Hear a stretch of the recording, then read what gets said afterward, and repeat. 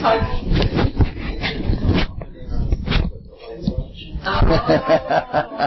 didn't think of that. No, I didn't, but I get caught anyway, so. In this series of talks, we're trying to understand some of the rudiments of relationship in coevolution. We're looking at the very basics of how we relate to other beings that participate in the same evolutionary creation that we do. We're doing this for practical reasons. We're doing this because since the fall, we have become blind to a lot of the coevolutionary counterparts that we have. And we have deviated from the divine creative plan. And we need to correct. We need to get back in the direct flow of things. So we're blind to relationships and how they are intended to function.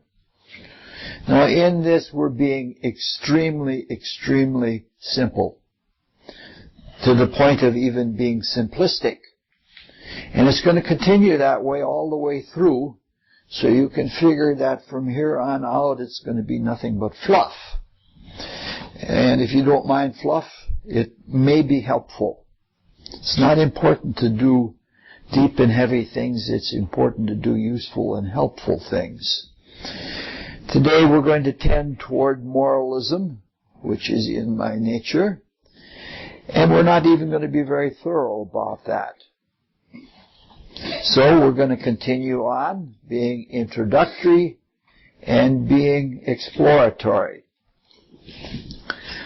I'd like to apologize for being shallow, but I can't because I think it's important.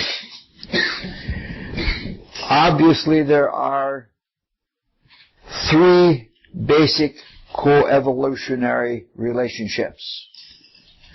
There are relationships with beings, with coevolutionary participants who have less evolutionary experience than us and less consciousness than we have. There are relationships with beings who have greater evolutionary experience and consequently greater consciousness. And there are relationships with co-participants who have approximately the same experience as ourselves. Now that's as simple of a way as possible that you can break down the three kinds of relationships. But it's not quite that simple if you read the Cosmoconception. It gets pretty complicated because there is a lot of indirection.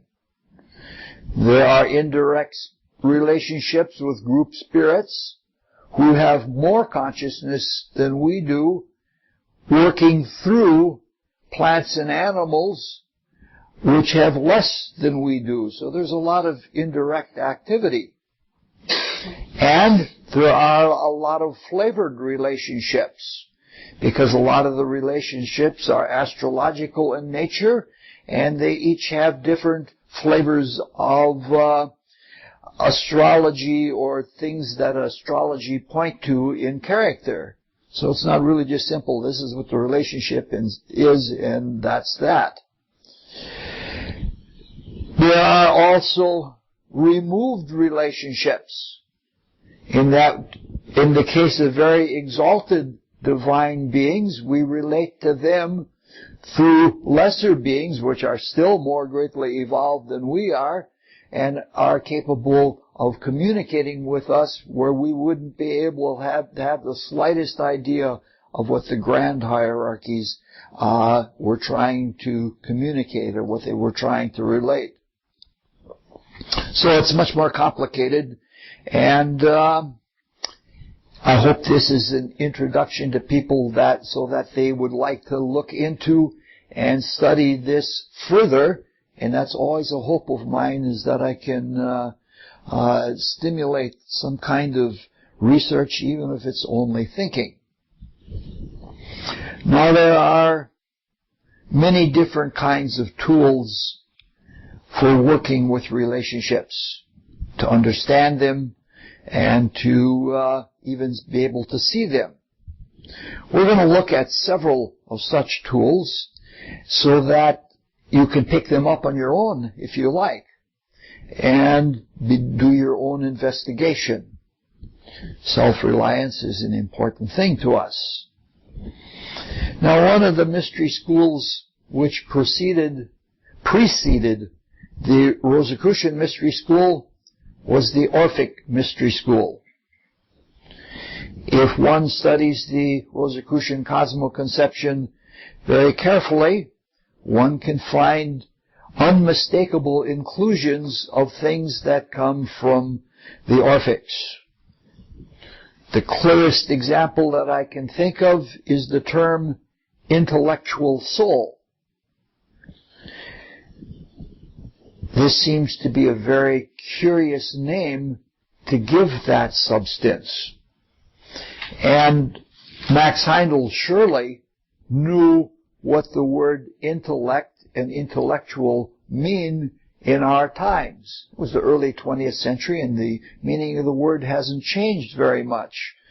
So why would he call intellectual soul, which comes from the ethers and is absorbed and assimilated into the life spirit, why would he call that intellectual soul? Because if you look up in Webster's dictionary, the words intellect have to do with rational ability and acquiring knowledge through the mind. Well, the answer lies with the Orphics. In the Orphic mystery school, the intellect was one of the primary names for the life spirit. And for them, intellectual meant that they had total knowledge of truth through a life spirit enlightenment. And bearing that in mind is how it came into the Rosicrucian philosophy as intellectual soul. There are other instances of this in the Rosicrucian cosmoconception, and you can see how one mystery school builds on the mystery schools of the past and how there is a constant improvement of things. Now, the Orphics included the Pythagoreans, the Platonists, the Neo-Pythagoreans, the Neoplatonists, and the Neo-Neoplatonists, and so on. And there were a few mysteries poets, like Hesiod, for example, was a Orphic. The mythical Orpheus and the legendary Orpheus, which are two different beings, were said to be poets. And the Orphic mystery school is filled with mystical poetry. But they're much more famous for their mathematics than they are for their poetry. The foundations of modern mathematics can be traced in a large part back to Pythagoras. However, the Pythagorean mathematics, or the Orphic mathematics, was much more than proving theorems, as modern mathematics is. They didn't deal with propositions and things like that. For them, mathematics was a means to read the mind of God. Mathematics comes from the deepest region of the world of abstract thought or of ideational thought. It comes from the region of geminal ideas of forms. And everything that exists has a form in one way or in another, and behind that form is a mathematical idea, a mathematical principle. And it is the principles that they try to be in touch with. So that you find in later times among the Orphics, you find Euclid, who wrote a lovely geometry book. But it was more than a geometry book. It was a book into the mysteries. Because every time you proved a proposition, there was involved in your consciousness a change in consciousness. And not just a little mathematical change. The mathematics was seen as a symbol for the relationships behind everything in creation, and that it was a book of initiation as much as it was a book of mathematics. So the Pythagoreans were probably the first number theorists. Now modern number theorists study the interrelations between numbers and the relations to all the rest of mathematics.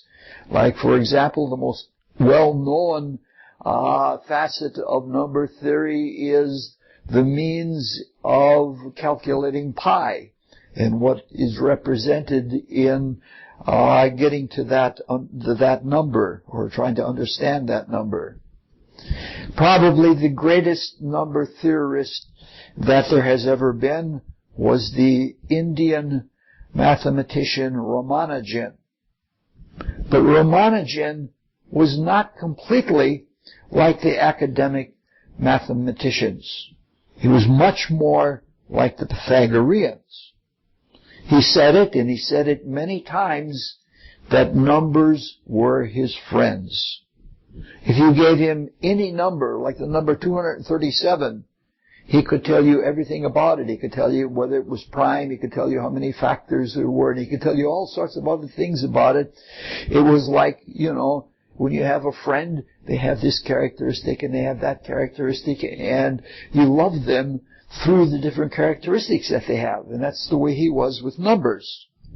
Now for the Orphics, the numbers of the digits from 0 to 9 had each of them a very unique character. And when you compounded other numbers from the digits from 0 to 9, you could understand them through the basic digits, even though the higher numbers had a character each of their own.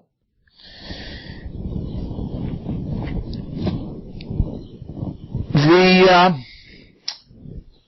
Pythagorean mathematicians also related numbers to geometric figures.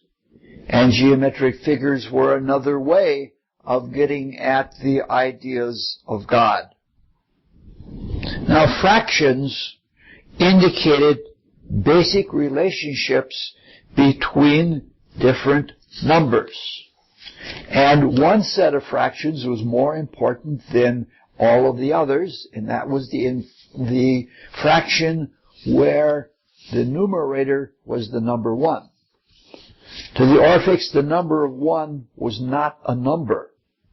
It was more than a number. It was so great that it was a come down to give it a numerological quality. The number 1 was unity. There is only one 1. And that 1 pervades everything else, and everything else is within that 1. So if you had a fraction like 1/3, it represented unity being distributed into 3 different beings. That's an irrational number. It's a repeating decimal that never ends. So it is an ineffable understanding, that relationship. And this is something that has a long history.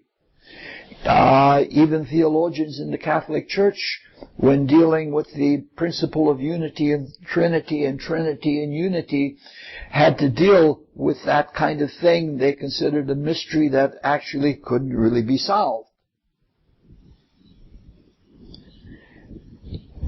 For the Pythagoreans, this worked right into the cosmos, because the fractional relationships with a vibrating string is how a musical scale was developed. And like all mystics, the different worlds, the different subworlds were all undertones of the one string divided in different ways and put into different kinds of fractions. Now we could look into the whole musical scale. We ought to get Jeff Prue to do that sometime when he comes here. And Robert Lewis did a little bit of that a few years ago, but was not really comprehensive about it.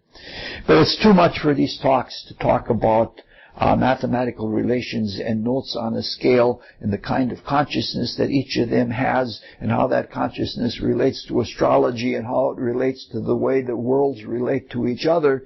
It's a wonderful study, but it's just too much for now. Now, I'm only bringing this up because it's important to do these kinds of studies. Max Heindel recommended it. He even recommended the way Pythagoras did it. He said that it's a wonderful thing to develop your mind and to contemplate higher things as you can do with mathematics where there is little argument. The reality is the reality, and there's nothing there to argue over or to misinterpret it. Beside being mathematical philosophers and being good poets, the Orphics were mythographers and mythologists or mythologers. A mythographer is somebody who composes or writes down myths, such as Hesiod did. He wrote a great complicated poem on the whole creation story. A mythologer or a mythologist is someone who interprets myths. And I've studied a lot of mythology. I think I had something like 9 years of talks on mythology. And in all of the studying of mythology, not only the stories, but the means of interpreting them and the different kinds of interpretations, the Orphics are probably the best interpreters of myths that I have ever encountered. Max Heindel tells us that the mysteries myths are capable of 7 levels of interpretation. He gave us only one. Not that he couldn't have given us the other, but he didn't see fit to do so. The Orphics had 4 different levels of interpreting a myth.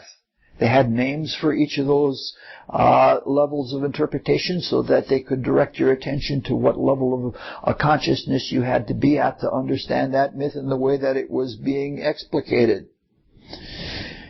And it's very beautiful what they do for myths. Now, one of the tools that they used for explaining myths points almost exactly to what we're seeking. It involves Zeus. Zeus was the chief of the Olympic gods, and he was known to many in the Roman world as Jupiter. And Zeus had many, many love affairs, and many varieties of love affairs. And the Orphics divided those love affairs into 3 varieties. Love affairs with lesser beings, love affairs with greater beings, and love affairs with equals, namely his sisters. Mythology is that way, a little bit of inbreeding. If it's all one thing, in spirit, you can bend the laws in matter a little bit. All right. The Orphics interpreted those myths in terms of consciousness. How we conduct ourselves in our consciousness when we deal with lesser beings, and how we conduct ourselves in consciousness with greater beings, which was something that they were experts at. It is a science called theurgy, which means communication with the gods, and it means for one to be able to do theurgy, one must be very highly developed. Max Heindel talks about it in the opening passages of the Rosicrucian Cosmoconception, But he doesn't say much about it, and he doesn't even mention it by name. He just intimates that this is how some of the information was derived that follows. It's when he's talking about the Supreme Being and the relationship to the Absolute. He intimates that that was gotten through theurgy. Probably the reason he didn't talk about that is because there was great concern that people would get themselves into mediumship and they would be told by some nasty entity, hey, I'm a god and I'm going to teach you all about the higher worlds as a means to take over your body or something like that. Is theogony the same word? No, theogony is the name of the poem by Hesiod, which means, Jenny means the birth of the gods.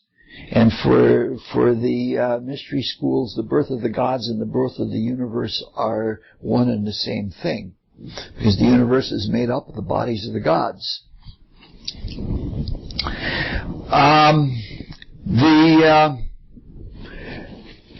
love affairs with equals were with his brothers and sisters, and that relates to how we relate with each other.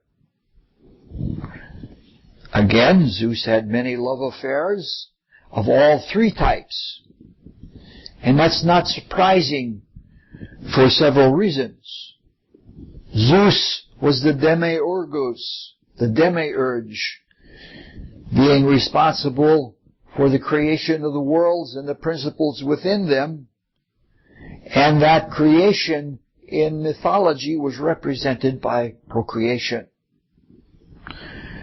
Another reason is that Zeus is the cosmological ruler of the region of abstract thought, the realm of ideas and principles. And it is out of ideas and principles that everything is born. Everything that comes into concrete existence had to come from an idea in the first place.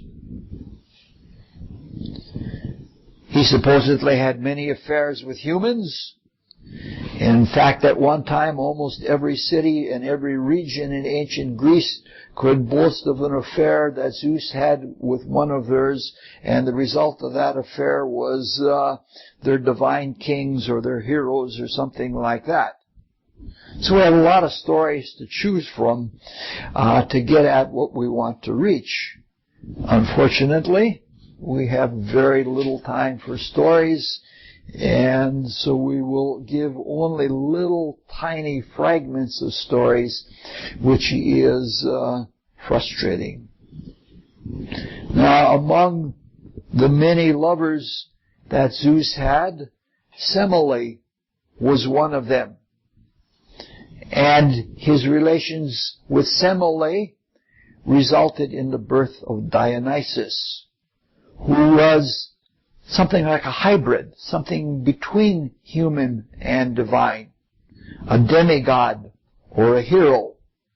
In the ancient Greek way of looking at things, there were plants, animals, minerals, plants, animals, humans, and heroes, and then divine beings. The heroic stage was like the initiate stage, and it was stood in between the human state and the divine state. Hera was made to be jealous in the stories of Zeus. And she got to Semele, and she said, Zeus is taking advantage of you. He's appearing to you as a human being, and he's so much more than that. And for being his lover, you deserve to see him as he really is. In short, she put a bug in her ear. And in one interaction with her, sexual interaction with her, Zeus was pleased, and he said she could have whatever boon she wanted. And because he had nodded his head saying that she could have whatever she wanted, he had to follow through what she asked for. And she said, I want to see you as you really are. And he tried to talk her out of it, and he tried to talk her out of it. And finally he had to agree, and in a trice he appeared as a brilliant thunderbolt of light, and she was fried to a crisp. There's a danger of interacting with things that are too far beyond yourself. If you have airs or conceits about yourself and you reach too far, you can get yourself in big trouble. Now, animals are among those that are lesser beings than us in terms of evolutionary experience. If we manifest ourselves with full evolutionary strength before animals, one of two things happens. One is that we might be completely ineffectual because a turtle doesn't understand a logical syllogism or the kind of consciousness that we have. It's not a demonstration of divine creative ability, of magical power. The other is that in almost all of our relationships with all animals, unless they are well tamed and domesticated, we are inimical to them. That's that way with a lot of things that are below us in evolution. Most fairies can't stand to be around most people because we have a emanation that comes from us that is disintegrating to the fairy composition. And they do the most that they can to get away. If you have something like a household fairy that hangs around your plants or something like that, that's an honor. That's a statement of your purity. My mother had a household fairy because I had a friend who was quite clairvoyant, and we went to visit at my parents' place. She came back after we came back. We were driving back in the car. She says, "Your mother's got a fairy in the house." She could see it there, a little thing like that. So it's not without reason that most animals are in mortal fear of us. So we must, when we deal with creatures that are behind us in evolution, we have to make ourselves agreeable to them. We have to make ourselves be beings of love. We cannot be preoccupied with our consciousness as it is now, because our consciousness as it is now is somewhat deviant from the consciousness of nature. That's why we are so inimical and poison everything in nature with our whole consciousness. We've got to kill the enemy, the bugs or something like that, and we kill everything in nature, including ourselves. It's suicidal.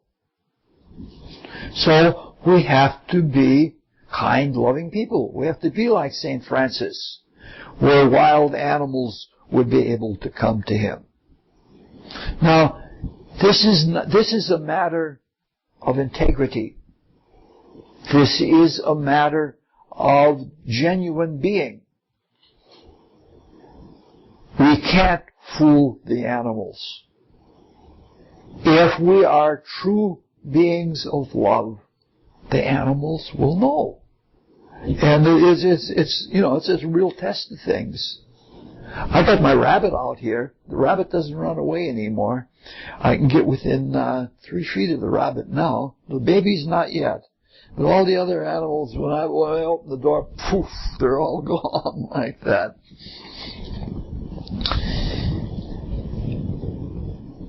We have to be able to play many roles for many people, just like St. Paul says. You must be many things to many people. A mother, out of her love, is a teacher. She's a nurturer. She's an authority. She does all of those things, and she does all of those things out of love, and she is able to bring herself to the level of consciousness of her child. That's an example of working on someone who for the moment has a lesser grade of consciousness than our own.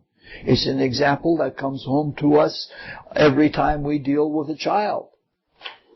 It's a good indication that if our children are turning out wrong, it's a good indication that we haven't brought love to them.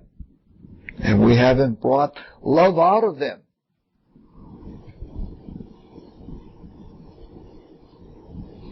We have to be able to see limitations and adapt ourselves to the limitations of others. A plant can't move.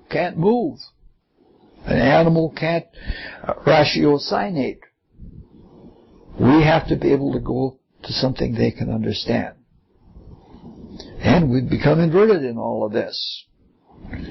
Instead of protecting the animals, the Old Testament, in the book of Genesis, it tells us that the animals are our responsibility. What do we do with them? We use them selfishly to our own ends, and we don't think of their evolutionary ends at all. Animals have rights, and the animal rights movement may be a little skewed in the way they do things, but they realize that animals have rights, and they have specific needs, and they have specific evolutionary ends. It is our duty with relation to them, since we are self-conscious and capable of knowing what the ends of evolution are, to bring the unconscious animals to that level of consciousness that they can know, and to give them what they need. If we keep this in our consciousness and hold that clearly in our consciousness, we can actually do this throughout all of humanity. We can't do all of the other things that we do and become animal rights people at the same time. Max Heindel tells us that we need to become secret servants. And he tells us quite clearly, he dedicates a whole passage, I believe it's a whole letter, to occult service. That occult service is not just so much busy work. The busy work is important, but we are people who are training ourselves to think. Especially, we are training ourselves to pray.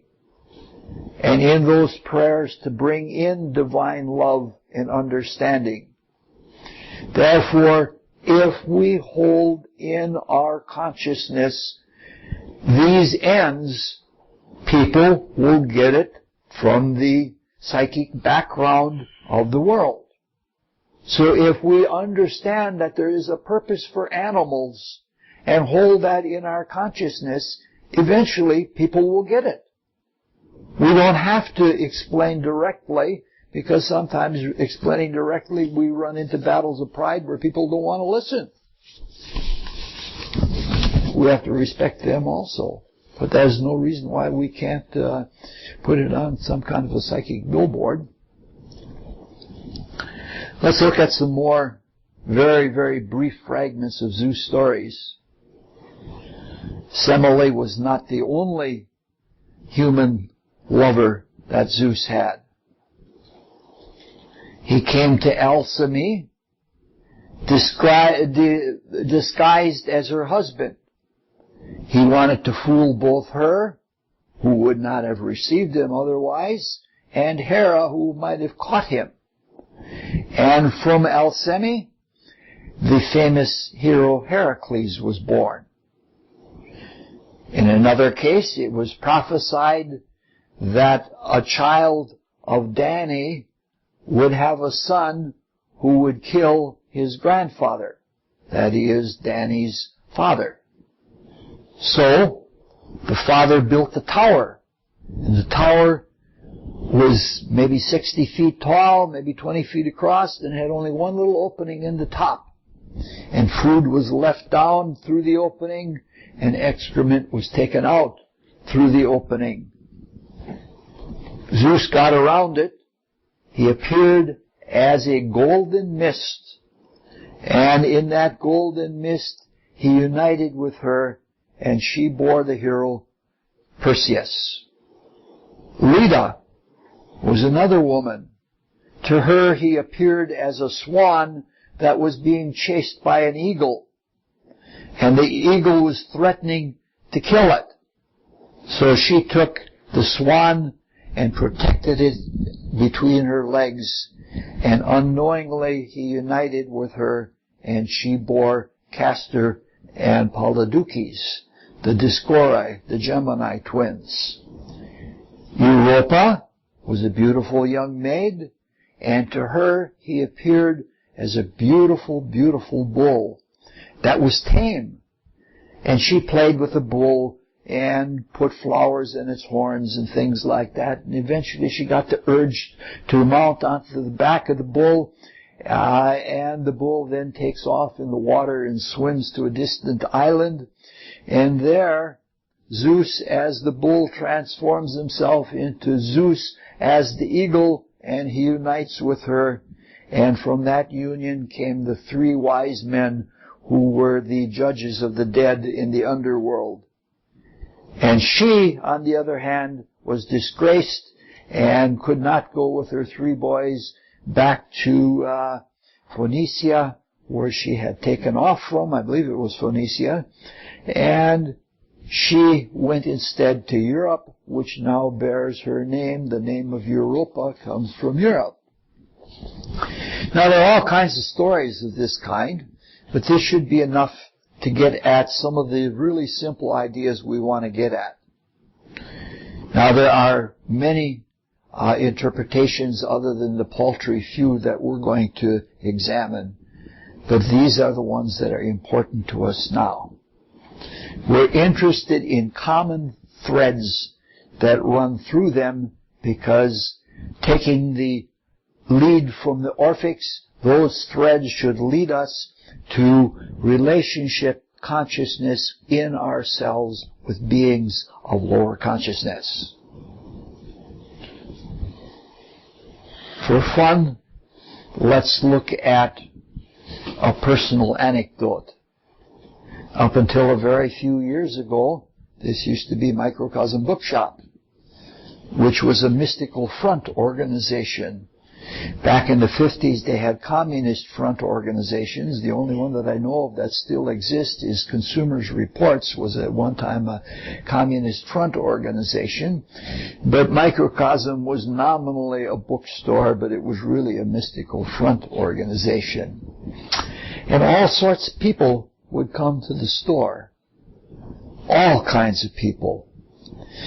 One man who used to come on a semi-regular basis, maybe once every few years, was not super intelligent, but he was an original thinker. And he was original enough and thoughtful enough to think himself out of the mental institution. What had happened was, when he was a young man in his 20s, he was doing something and he had a mystical experience, and he was filled with love. And being filled with love, he started talking. And he came from parents that were originally European parents that were rather strict. They were Swiss. And they took him to the minister. And because he said things to the minister like, "It is a fact that we should love everybody," the minister was sure that he was insane. So the minister convinced his parents to put him into the mental institution. And in the mental institution, he started thinking for himself. And strangely enough, like the Platonists, he studied geometry, and that was one of the things that got him out of the place. But he was not always a good thinker, and sometimes he had fallacious ideas. And Uranian people who are ingenious, because Uranus has all of its stations in fixed signs, its rulership, its detriment, its fall, and its exaltation are all in fixed signs. When you get a Uranian intuition, whether you understand it or not, it sticks with you for life. It's a very fixed thing, and he had one fallacy that he liked to run out every now and then, and he could never be convinced that it was a fallacy. And that was, he believed that Jesus was the perfect average man. And that because Jesus was so perfectly average, everybody could relate to him. Which is like saying that the average or the arithmetic mean of a set of numbers relates to every number in that set because the mean is derived from them. But when I tried to point out to him the fact that Jesus could not have been average because even as a youth, he could talk to the wise men and he could say deeper things than the wise men, he had to be an extraordinary person and not an average person. He never accepted it. But that's a good way to start to look at our relationships to lesser beings. We're Christian aspirants after all, and we should take the example of Christ. Christ could speak to anyone on their level because he understood the total human experience. He understood the total cosmic experience. And if you have that kind of consciousness, you can put your consciousness on whatever level you want. And so he could tell parables, he could be plain spoken, he could go to whatever level he needed to in order to bring the truth across. This is important in our relationships with minerals, animals, and plants. We can't think of them as humans with leaves instead of arms, or with fur instead of hair. We have to realize that the consciousness that is becoming in the animal kingdom is at a stage where it can't understand a lot of things. The group spirit can, but even the group spirit sometimes does not want interference of the kind of ours that we try to intellectualize animals. So, we should always be able to go to the level of the animals. Christ knew what to say because Christ knew what was needed. We don't always know what's needed. We get notions in our own idea of our own. It's important to help animals with our intelligence, but not to make them think the way we think, because we're different. We have pets that we train. We develop healthy plants that feed many people. These are wonderful things of going to the level of the plants. But at the same time, we use minerals to make fire throwers or flame throwers and kill people. Certainly that's not a good evolution for the animals. We wantonly slaughter animals, and we have them for our ends only, and not for their ends. It's clear that our human relationship to the species that have been entrusted to us with our waking intelligence, we don't have a very good track record there.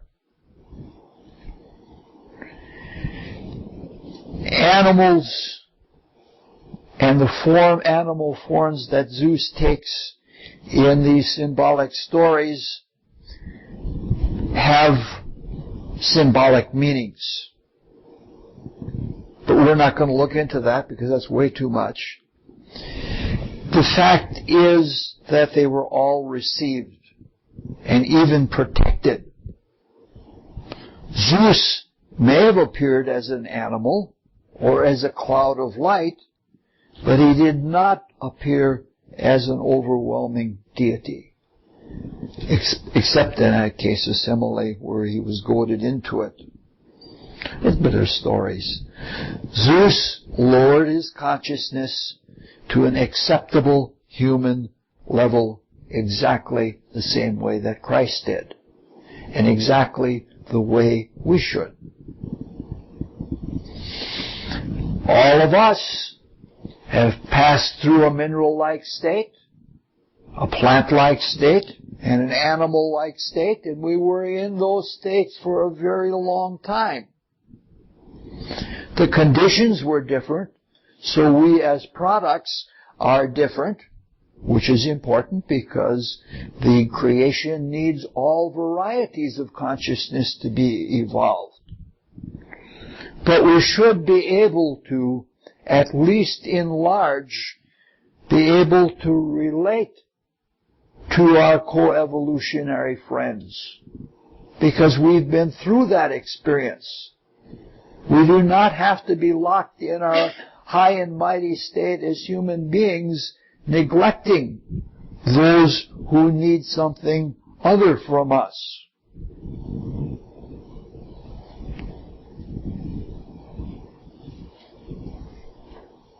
I'm a gardener, and for most of my gardening career, I've been a horrible gardener. I've made many, many egregious mistakes, and all of those egregious mistakes had something to do with the flaws of my character. It's been one of my failings is that I always like things too intense and too concentrated and too thick. And that doesn't work when you plant seeds too thick. They choke each other out and you don't get healthy plants. Things like that have happened. But from each of those tragic mistakes, I have been taught by the plants. And I am enjoying, loving what the plant's evolution has been, and a little bit that I can guess to where it is going, and trying to garden in that way. Now, it's only a small step by a very stupid gardener, but it is progress. And it's really a great joy to go out and see a fruitful garden. It's really a great joy to be able to take in food that you helped to come to the stage that it is at now, and that you've done your best for it. It's not an abuse of our consciousness to bring a species to learn its purpose and to serve us, but not for that end alone, not for serving our ends or what we want. And it's a viable thing to use our spiritual exercises to that end. The Rosicrucian Fellowship is very strong on helping people to become in spiritual powers. Max Heindel says that very clearly. The Rosicrucian Fellowship exists to help people unfold their divine abilities and using them to serve other people.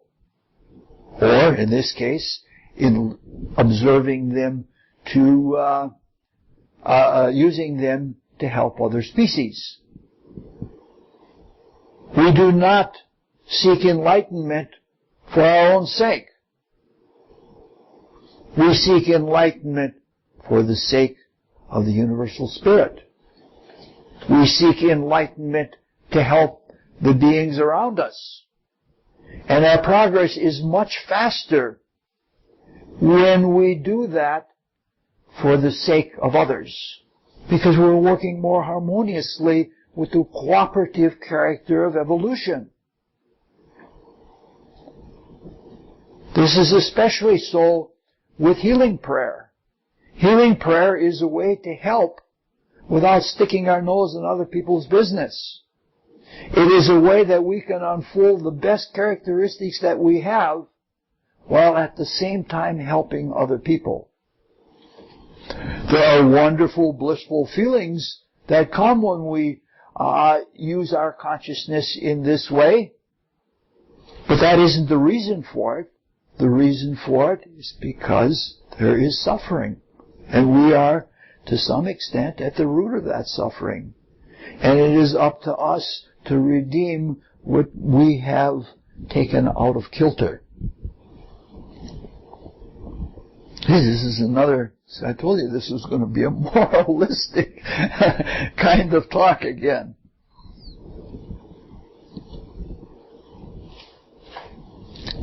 It is difficult to help other species without love. It's difficult to read the consciousness of another species without love, because the other species will balk if we are not approaching it lovingly. And maybe even if we are, and we just don't love enough. What we're trying to do with this is, exactly as the Rosicrucian philosophy teaches, something that's unexpected at this point in our blindness. We are learning that the consciousness of collective species, or even individual members of a species, is not exclusively or broadly its own. We know from the Rosicrucian teaching that we are not the only beings helping the species.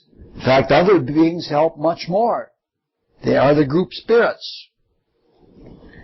And they work cooperatively. It's an interesting astrological thing that at the inception of things, it's always Aries-like. So the Darwinian view of evolution is that it is competitive.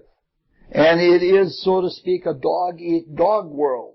When it has evolved as far to the extreme in the other direction, it becomes like Libra, or Libra, or Libra. It becomes cooperative. Even when there appears to be vicious struggle between species or members of a species, it is done with the assent and leadership of the group spirits. The group spirits bring things against each other so that each of them can learn. Because they know that it is, that they're eternal. They don't go killing just like we do for hunting and shooting things down. There's something that is learned when one species is brought against another. So in this, it behooves us to learn to be cooperative, to work together, and to be aware of the group spirits. You know, it happens. It's a very vital thing. Sometimes if you touch an animal in the wild, the mother abandons it. And then it's your charge. We'll come back to that in a little bit. So, the Rosicrucian philosophy teaches about the group spirits, and even the spirits having in their character something like the species that they lead. So we have to learn to be able to adapt, and to adapt freely in our creative apprenticeship. We're creators, but only very beginners. Now, we don't want to try to be exhaustive in these talks. We only want to make a very few points, and we do them in a repetitive, redundant way to make sure the idea gets across, and I hope you'll forgive me in that. If we're trying to be a positive force and help those that are co-evolving in the evolutionary creation, we need to know what we're doing. It's a simple way of saying it. I've killed animals and maimed plants and done all of those things because I didn't know. The knowledge that is needed cannot be selfishness. It can't be materialistic knowledge like we have now in the world. When we think everything is genetics and the stuff of genetics is matter, we can do whatever we want to do. We can put fish genes in strawberries as they do now to be successful evolutionary or coevolutionary citizens, we need to know what the group spirits want or what they know, and we need to be able to adapt our consciousness to them, which means we have to be able to talk to the animals and plants themselves, and we have to be able to raise our consciousness to that level of the group spirits. It happens. It was done in Findhorn and places like that.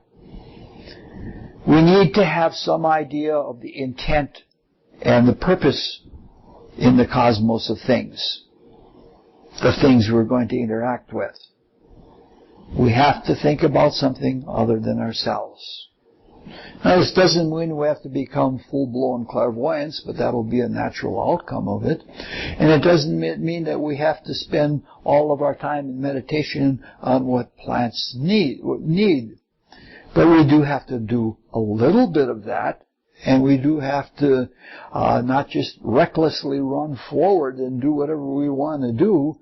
We have to think out or feel out what we're doing. It does mean that we have to shift our outlook and our emphasis. Eddie tells me that some of the botanists are doing that now.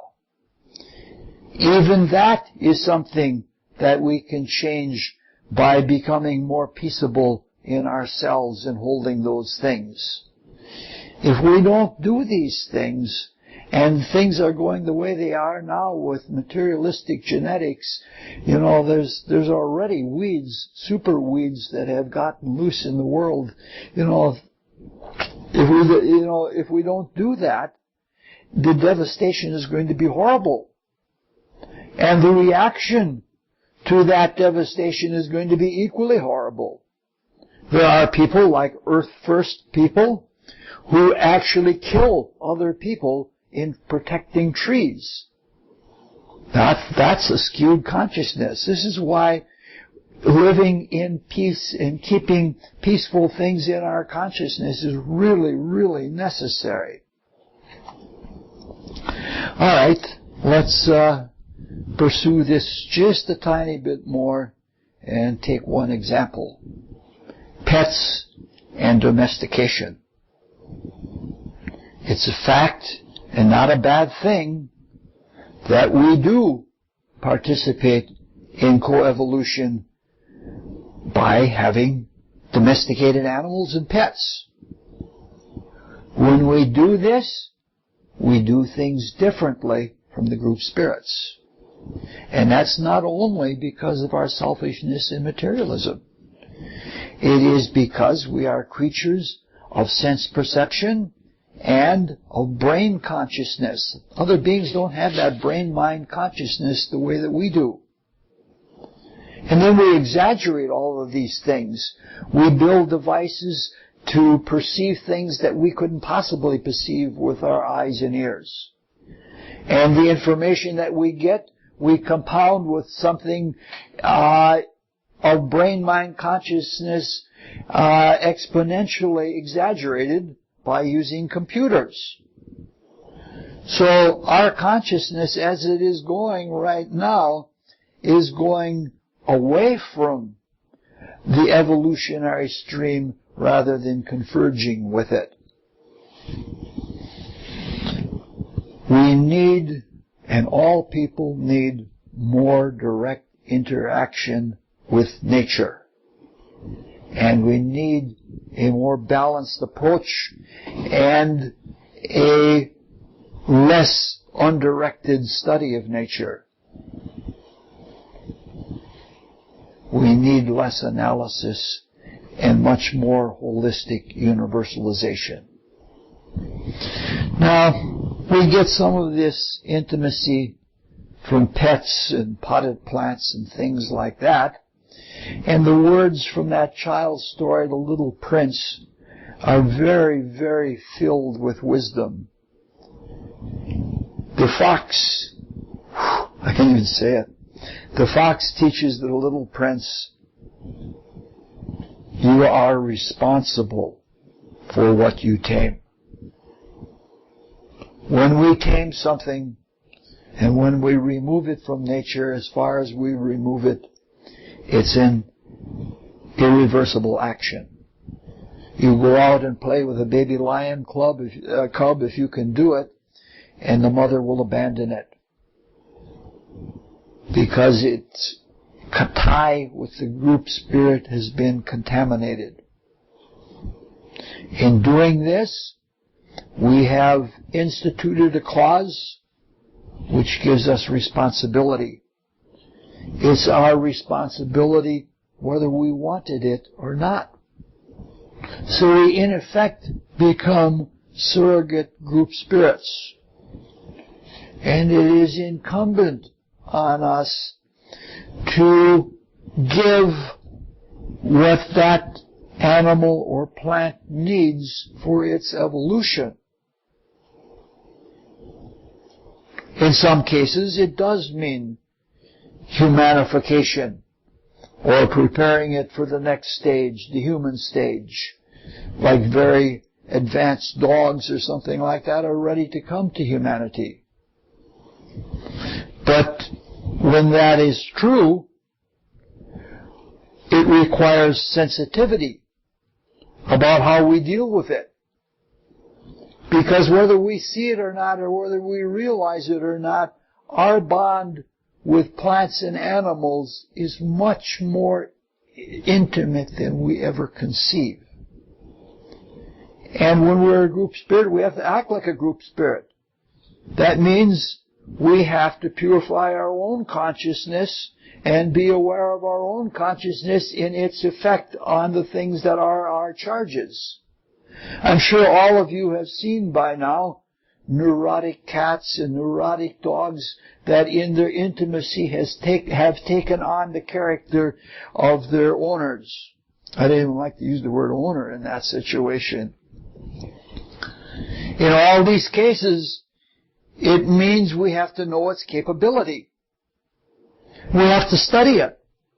And we have to give it training of the kind that it needs. In some cases, that's tricks, but not in all cases, but it needs training of one kind or another. And even having a cat chase a laser might not be a bad thing, because the cat is getting something that it still needs, that it would get if it were still in nature. So we must do what the group spirit does, one way or another. We have to learn the intent in the archetype of the species. And we must coordinate with the group spirits, because not all pets are removed completely from the group spirit. You can't completely de-instinctualize a lot of pets. So what I'm trying to say is there's a responsibility for what you tame. All of the human lovers of Zeus brought forth heroes or demigods. Studying initiates and initiation is not our purpose in these talks, but something remarkable comes out in knowing this. Evolution and coevolution are about becoming. They are about becoming divinity. The one, the universal spirit, is always growing in itself and in everything in it. And that should bring some sense of reverence. We can't look disparagingly on animals, because they are becoming. We ought to have reverence for just about everything. Another way of understanding coevolution is understanding the experience of the family, which is usually more fruitful than studying pets or other creatures. It's more fruitful because we see progress. We see a little baby come into the family, an infant, and it's helpless, and it's not at that point capable of thinking. But within 20 years or so, we bring it to being a thinking and creative adult. We don't have to wait millions of years. And we don't have to spend an enormous amount of time and effort to get a little spark to come to be a flame of light. It's something that we can see right within our life.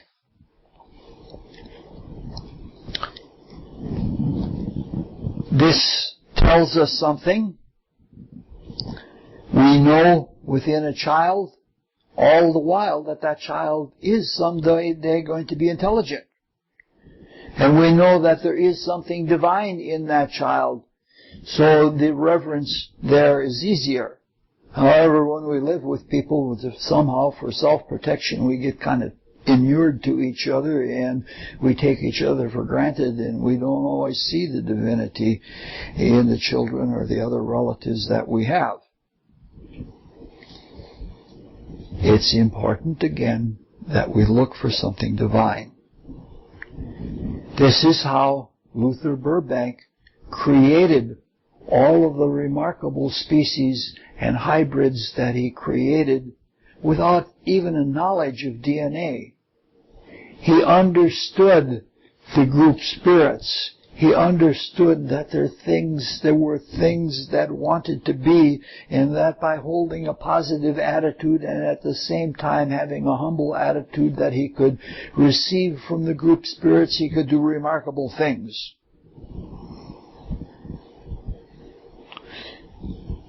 It's important when we're working with things that are behind us. This is why children who grow up in a family where there's a mentally retarded child grow up to be usually very good people. Because there is a family love, and two of the brightest people that I know in my friendship, among my friends have a retarded sister. And these two young women turn out to be really fine human beings because of their retarded sister. Because they knew that there was something to love, something very lovable in that shell that couldn't come out as normal people come out. And that's the way that we should all look at each other. The virtue that we need and that we learn, whether we have a retarded sister or whether we're working with plants or animal species, is patience. We're talking about things on an evolutionary time scale. Yes, sometimes we can do remarkable things and people make swift advances that were unpredicted by any means of medicine or science. But we're not in this to do hotshot things like that. For most people, the process of evolution is slow and to us tediously slow. It's part of our fallen consciousness that we've got this mind that we can do things quickly, but we don't carry it through into the world, which takes a lot of patience. And so, we're dissociated from ourselves in our minds, and we're not in what's going on. We don't bring the consciousness of things that we get in our minds, and we see so quickly that this is true and that is true. We don't bring it through. We don't bring it all the way through. That takes a lot of love. And love results in patience. So, in our relationship with things that are behind us, it requires patience. We do horrible things if we don't. We do self-centered things. Do you know that we produce cows that have udders so large that they drag on the ground? And so that they don't drag on the ground, we give them brassiers to hold up the udders. But then the brassiers put such a strain on the back that it ruins their spines.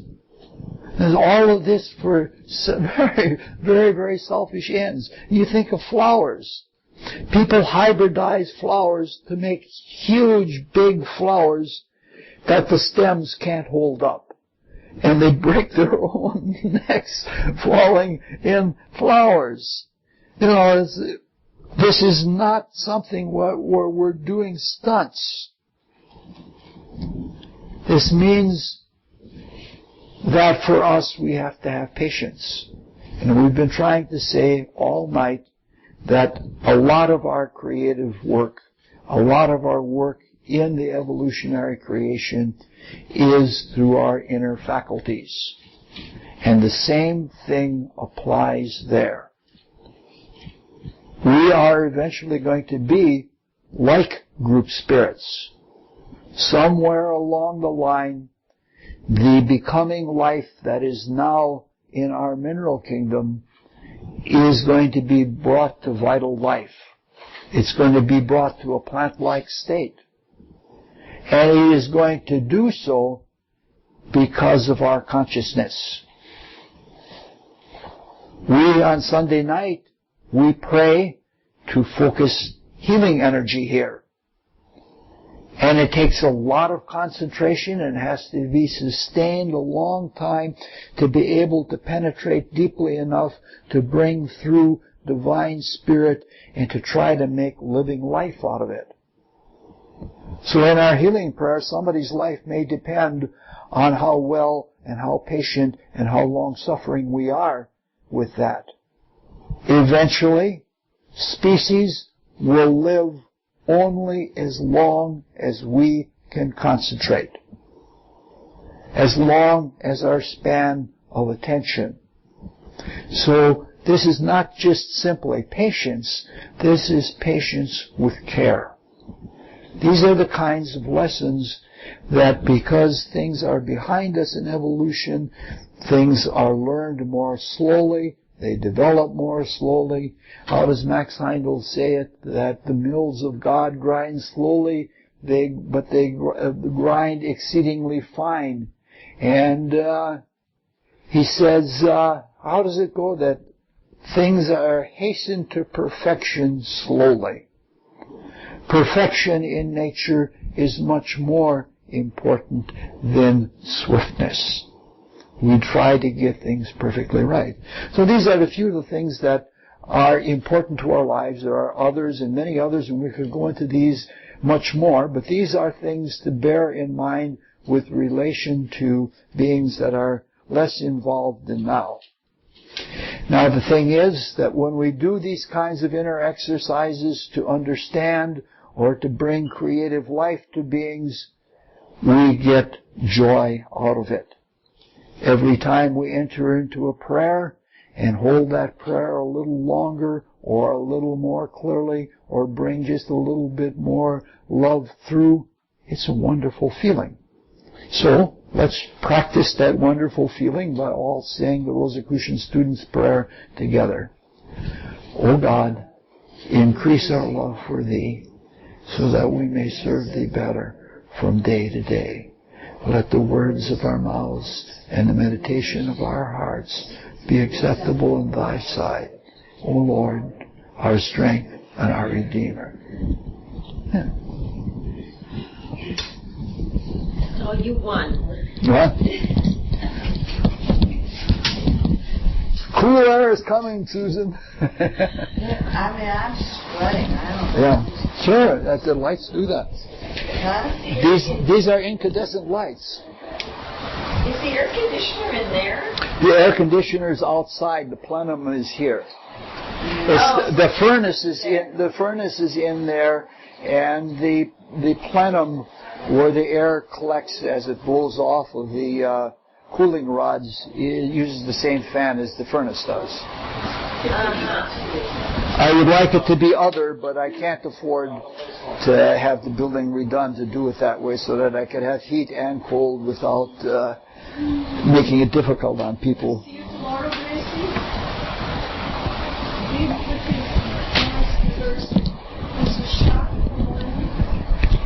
Well, I guess I would rather have it sharp than that than have the heat. Yeah, that's what I thought too, but